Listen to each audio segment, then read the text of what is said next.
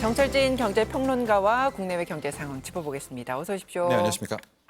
자, 어젯밤입니다. 미국 연방준비제도가 올해 마지막 통화정책회의에서 기준금리 동결하기로 결정했고요. 구체적인 내용부터 좀 설명해 주시죠. 네, 기준금리 동결은 뭐 거의 100% 정도 예측이 됐었고 확신이 됐었던 사항이었는데 이 다음에 나왔던 모든 12월 FOMC 회의 내용들이 그야말로 서프라이즈였습니다. 그것도 비둘기파적으로 그러니까 시장이 원하는 방향으로 정말 깜짝 내용들을 전했었는데요.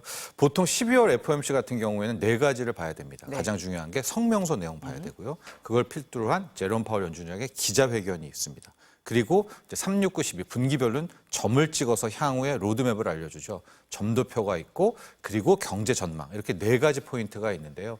네 가지 포인트 모두 한 가지를 가리켰습니다. 그거 가리킨 게 뭐냐? 이제 금리 인상은 끝났다. 예. 미국의 긴축은 끝났다라는 것을 이번에는 아주 노골적으로 이야기를 했기 때문에 이제 올리지 못한다면 동결인데 실은 올리지 못한다면 남은 것은 내린다 아니겠습니까? 예. 그래서 오늘 새벽에 12월 FOMC 회의 끝나고 나서 시장의 화두는 이제 내년부터 금리 인하인데 몇 번을 내리냐까지 완전히 앞서가게 되면서 주식시장은 급등을 했고요. 들어오기 직전에 미국의 10년물 이 채권 금리를 봤더니 4%를 그대로 깨버렸습니다. 지금 3.96 뭐 이런 퍼센트까지 내려오면서 이미 기준금리 인하와 상관없이 시장은 굉장히 강력한 금리 하락을 베팅하고 있다. 이렇게 볼 수 있을 것 같습니다. 그럼 하나씩 보겠습니다. 아까 말씀하셨던 그 메시지 부분 그리고 네. 점도표 네. 이런 것들이 다 이제 금리가 내려갈 거다. 이걸 확인할 수 있는 것들이었어요. 네, 보통 금리를 뭐 올리고 내리고 연준은 항상 두 가지를 이야기하잖아요. 가장 중요한 게 물가 그리고 이제 두 번째가 경기로 대변되는데 이것을 고용으로 표현을 합니다. 그러니까 물가가 좀 잡힌다라든가 고용이 좀 나빠지고 있다라고 한다면 이제 추가적으로 금리를 올릴 이유가 없겠죠. 그것을 그동안은 지표를 보고 이야기하겠다, 뭐 라이브 미팅하겠다 이랬는데요. 이번에 FOMC 성명서 내용을 좀 보면 현재 미국의 경제 활동에 대해서 느려지고 있다. 그러니까 둔화되고 있다라는 표현을 썼습니다. 그것은 결과적으로 현재 경기가 이제 꺾이면서 큰 틀에서 이제 뜨거웠던 이제 경기 화랑 부분은 끝났다라는 것. 이것은 결국 이제 추가 인하에 대한 가능성을 높인 것이고요. 물가에 대해서도 그동안에 뭐 연준도 그렇고 제롬 파월 의장도 뭐 잡혔다라든가 뭐 끝났다라든가 이런 얘기 안 했거든요. 근데 물가도 둔화되고 있다라는 표현을 쓰면서 드디어 물가를 좀 잡아가고 있다라는 그런 자신감도 우회적으로 표현했다라고 볼 수가 있겠고요.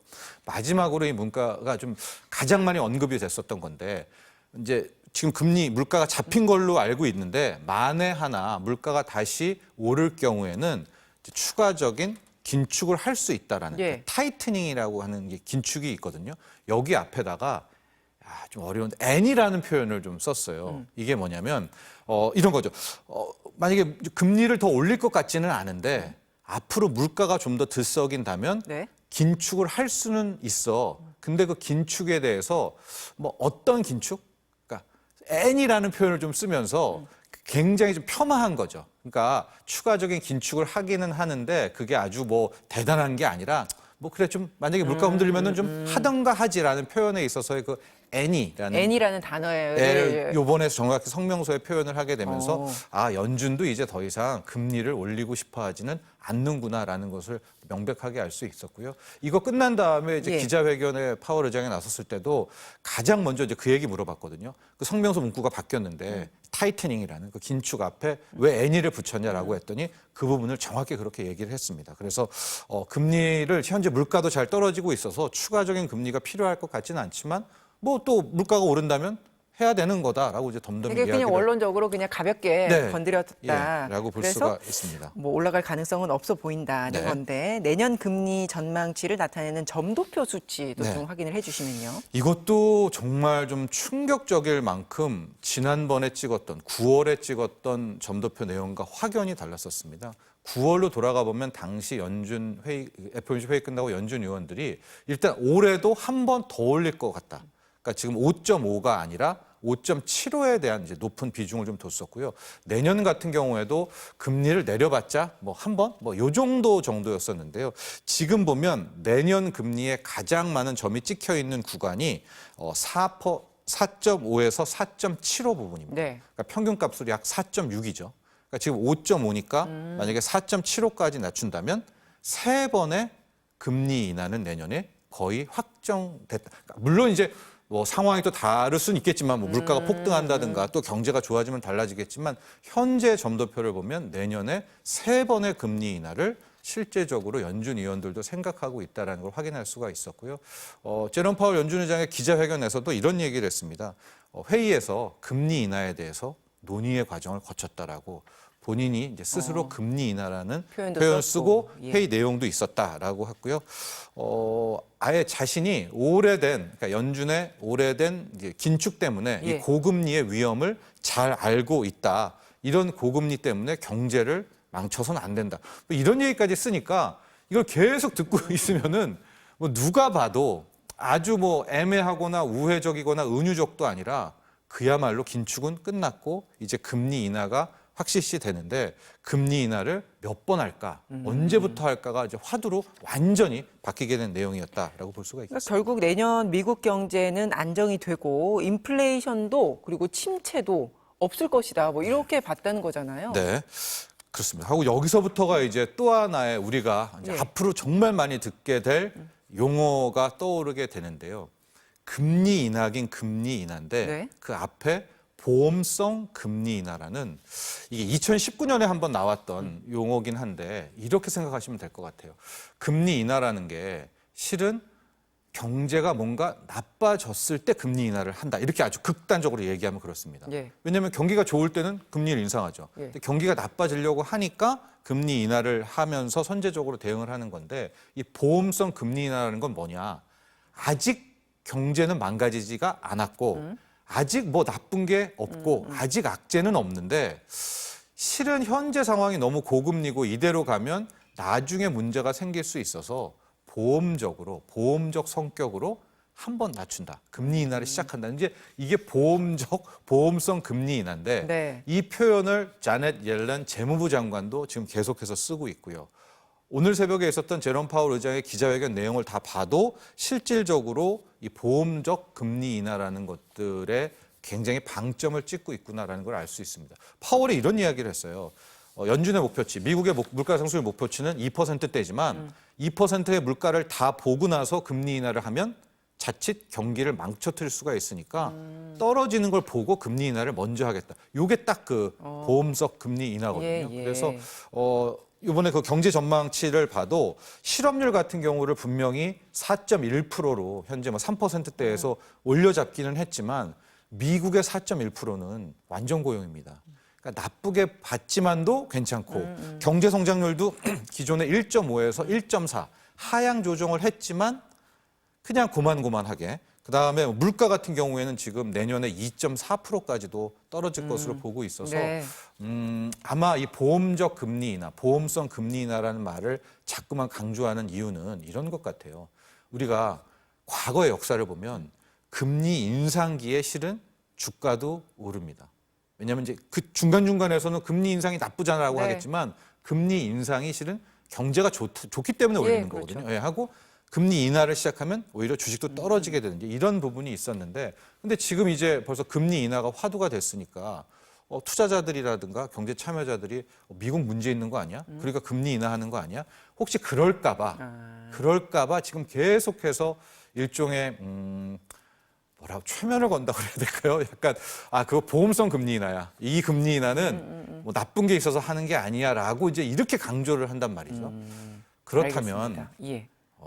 아마 주식시장이라든가 자산시장은 이번에 실제적으로 금리 인하가 빠지더라도 한두 번 정도의 금리 인하 때는 과거처럼 오히려 무너지기보다는 이거 호재로 받아들일 가능성도 있지 않나. 이런 그러니까 지금 생각도 당장 어제 이제 다우가 사상 최고치 경신했고 시장 반응이 굉장히 뜨겁고 그 여파로 우리 지금 증시도 굉장히 좋잖아요. 네. 그러면 앞으로도 계속해서 지금 금리 인하가 예상이 되고 있고 이 기조가 간다면 우리 증시는 계속 좋은 걸까요? 저는 이제 약간 조금 더 디테일을 봐야 된다라고 볼 수가 예. 있을 텐데 내년 3회 금리 인하를 현재는 점도표에 찍혀 있잖아요. 근데 시장은 4번은 할 거야라고 보고 있습니다. 그래서 이제 시기를 따지게 되는데 1월에 지금 FOMC 회의가 있는데 바로 1월에 할 것 같지는 않아요. 그리고 지금 어제 오늘 새벽부터 3월에 바로 첫 번째 금리 인하를 할 거야라고 하는 이 비율이 지금 70%까지 또 올라갔습니다. 확률이. 근데 이제 3월부터 할지 저는 5월설이거든요. 아니면 이제 4월에는 없고 5월부터 할지가 다를 것 같은데 3월부터 하던 5월부터 하던 저는 한번 처음 2번 1회, 2회 금리 인하까지는 실은 시장은 좋아라 할 것 같아요.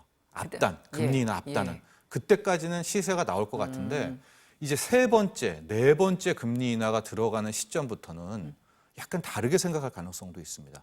아무리 보험적 금리 인하야 문제가 없는데도 미리 하는 거야라고 이야기를 얘기를 하더라도 해도 계속해서 금리가 떨어지는 것에 대한 두려움, 경기 맞습니다. 침체에 대한 우려가 있을 것이다. 맞습니다. 예. 그렇기 때문에 뭐 확실히 누가 뭐 장담할지 모르겠으나 그렇죠. 예, 일단 예. 첫 번째 나오는 그게 3월이든 5월이든 첫 번째 금리 인하, 두 번째 금리 인하 시기까지는 일단 자산 시장은 상당 부분 좀 뭐 우상향하는 그런 그림이 나올 가능성이 높다. 왜냐하면 여긴 또 지금 금리도 굉장히 빠르게 떨어지잖아요. 그러니까요. 그러면서 예. 달러 약세도 빠르게 나오고 있거든요. 특히 국장, 코스피 같은 경우에는 달러 약세만한 호재가 없습니다. 이게 늘 원화 강세 때 시장도 같이 가기 때문에 예. 아마 그런 레벨 앞단에서 어느 정도 코스피도 좀 힘을 낼 수 있지 않을까 이런 전망도 해보겠습니다. 주식시장에 미치는 영향을 말씀해 주셨는데 그럼 일단 양국 간의 금리 차이가 2%포인트 차 그대로 네. 이제 늘지도 줄지도 않게 유지가 되게 됐는데 이 우리 통화 정책에는 어떤 영향을 주게 될까요? 우리는 한숨 완전히 돌렸죠. 예, 그동안 우리는 올려야 될 부분들을 계속 못 올리고 이런 상황에서 우리 한국은행이 동결을 하더라도 우리나라의 시장 금리가 미국 국채 금리가 오르니까 오히려 중앙은행을 무시하고 막 따라 오르고 그랬었는데 네. 일단 현재로서 미국의 금리가 저렇게 이제 시장 금리가 떨어지게 된다면 우리 한국은행 입장에서도 굉장히 큰 이제 한숨을 돌릴 것 같은데요. 왜냐하면 이제 우리나라도 아마 다음 주, 다다음 주부터 대출 금리가 좀 떨어질 것 같거든요. 예, 그런 상황이 나오게 될 건데 다만 저는 우리나라는 물가 상승 요인에 굉장히 큰 재료가 있는데 그게 전 전기요금, 가스요금 같은 네. 공공요금이라고 예, 보여지거든요. 그래서 아무리 붙잡아도 내년 총선 4월 이상은 못 붙잡을 것 같아서 그 뒤에 물가가 굉장히 오를 것에 예, 대한 우려가 있다. 맞습니다. 예. 그래서 저는 역설적으로 한국은행은 한 번 정도는 올려야 되지 않나. 예. 근데 그게 우리의 시장 금리를 끌어올리진 않을 것 같아요.